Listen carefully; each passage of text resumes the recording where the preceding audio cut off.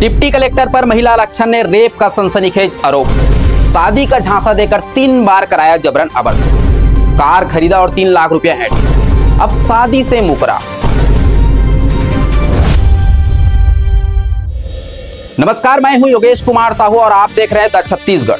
दोस्तों, आज हम आपके सामने ला रहे हैं छत्तीसगढ़ के बालोद जिले से एक बेहद चौंकाने वाली और दिल दहला देने वाली खबर, जहां एक डिप्टी कलेक्टर पर एक महिला आरक्षण ने रेप, धोखाधड़ी और शारीरिक शोषण के गंभीर आरोप लगाए हैं।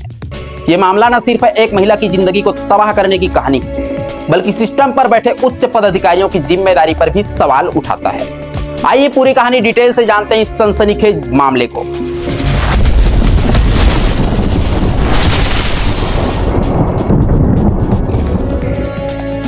ये कहानी शुरू होती है साल 2017 से बालोद जिले के डोंडी इलाके में।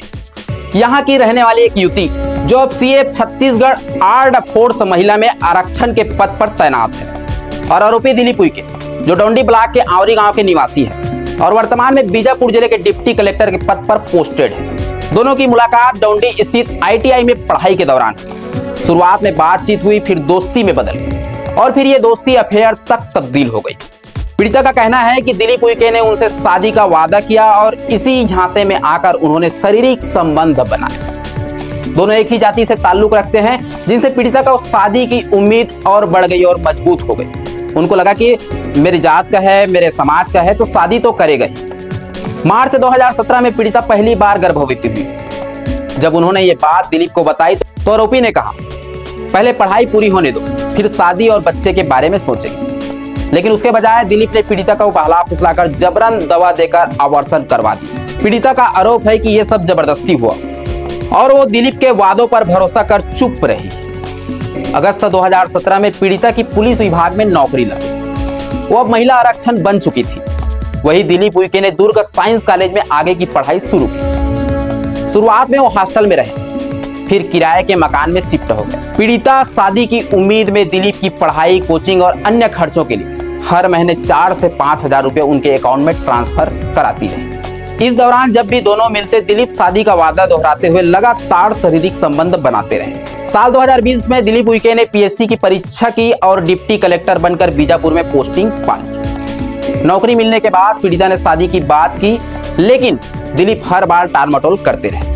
कहते हैं कि अभी हालत ठीक नहीं है, पहले पूरी तरह सेटल हो जाओ, फिर शादी करेंगे। पीड़िता का आरोप है कि यह सब झूठ था और दिलीप सिर्फ उसका शोषण कर रहे थे। फरवरी 2023 में दिलीप ने पीड़िता के नाम से एक ब्रेजा कार खरीदा, जिसका रजिस्ट्रेशन नंबर CG24T3967 है। फरवरी 2024 में दिलीप ने कार का लोन पीड़िता के बैंक अकाउंट से अपने अकाउंट में ट्रांसफर करवा दिया और कार को अपने नाम पर रजिस्ट्रेशन करा दिया। पीड़िता का कहना है कि यह सब धोखाधड़ी का हिस्सा था। दिसंबर 2024 में पीड़िता को अंडमान घुमाने ले गए। 2 से 6 दिसंबर तक वहां दोनों के बीच शारीरिक संबंध बने। करीब 1 महीने बाद पीड़िता को पता चला कि वो दोबारा गर्भवती है। जब उन्होंने ये बात दिलीप को बताई तो आरोपी ने उन्हें बीजापुर बुलाया। जनवरी 2025 में पीड़िता करीब 1 हफ्ते तक दिलीप के सरकारी क्वार्टर में रही। यहाँ दिलीप ने समाज में बदनामी का डर दिखाकर 13 जनवरी को जबरदस्ती गर्भपात की दवा दे दी। दवा लेने के बाद पीड़िता की तबीयत बिगड़ी, लेकिन दिलीप ने मंदिर में शादी का आश्वासन देकर उन्हें चुप करा दिया। फरवरी और मार्च 2025 में दिलीप ने फिर शादी का झांसा देकर शारीरिक संबंध बनाए और पैसे की मांग की। पीड़िता ने बैंक से लोन लेकर कुल 3,30,000 रुपए दिलीप के अकाउंट में ट्रांसफर कर दिया। लेकिन मई 2025 में पीड़िता तीसरी बार गर्भवती हुई। दिलीप ने फिर शादी का झांसा देकर 15 मई 2025 को जबरदस्ती गर्भपात की दवा दी। इसके बाद पीड़िता बार बार फोन करती रही, लेकिन दिलीप ने जवाब नहीं दिया। जब विवाद बढ़ा तो 2 जून 2025 को दिलीप शादी के वादे से पूरी तरह मुकर गए। पीड़िता ने आखिरकार हिम्मत जुटाया और डोंडी थाने में शिकायत दर्ज कराई। बालोद ASP मोनिका ठाकुर ने बताया कि युवती की शिकायत पर BNS की धारा 69 के तहत अपराध दर्ज कर लिया है। मामले में आगे की जांच और कार्यवाही जारी है।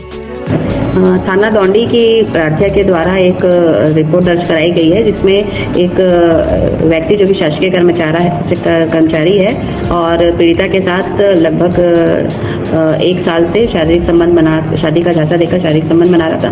इसकी शिकायत रिपोर्ट प्रार्थना के द्वारा कराई गई है और जिस पर पुलिस के द्वारा इसमें जांच की जा रही है।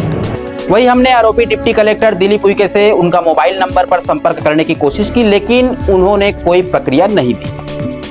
एक पीड़ित महिला ने डोंडी थाने में एफआईआर दर्ज कराया है कि एक व्यक्ति जिसका नाम दिलीप उइके है, उसने शादी का झांसा देकर उसके साथ शारीरिक संबंध स्थापित किया है और कुछ पैसे का लेन देन की बात है और साथ ही साथ गर्भपात कराई है, ऐसा एक कंप्लेंट दिया गया है जिस पर धारा 69 BNS के अंतर्गत एफआईआर दर्ज किया गया है, विवेचना जारी है। दोस्तों, ये मामला ना सिर्फ एक महिला के साथ हुई अन्याय की कहानी है, बल्कि ये सवाल उठाता है कि सिस्टम में बैठे लोग किस तरह अपनी पावर का दुरुपयोग कर रहे हैं। क्या दिलीप उइके को सजा मिलेगा? क्या पीड़िता को न्याय मिलेगा? हम इस मामले पर लगातार नजर बनाए रखेंगे और आपको हर अपडेट देते रहेंगे। अगर आपके पास कोई जानकारी है तो हमें बताएं। धन्यवाद। मैं योगेश कुमार साहू छत्तीसगढ़ से विदा लेता हूं। अगली ब्रेकिंग न्यूज तक जय छत्तीसगढ़।